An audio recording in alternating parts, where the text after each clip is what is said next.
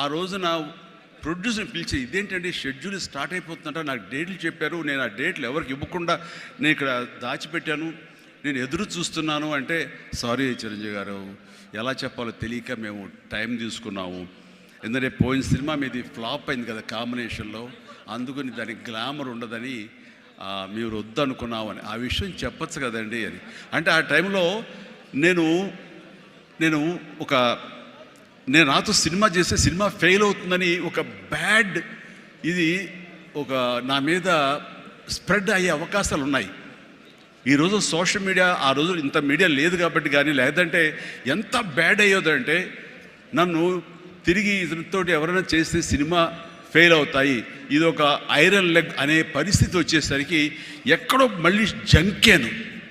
కానీ గ్రద్దలాగా నాకు అనుకూలంగా ఉన్నటువంటి అవకాశాల పవనాల్ని అదునుగా చూసుకొని నేను ఎదిగాను. దాన్ని పాజిటివ్గా తీసుకున్నాను.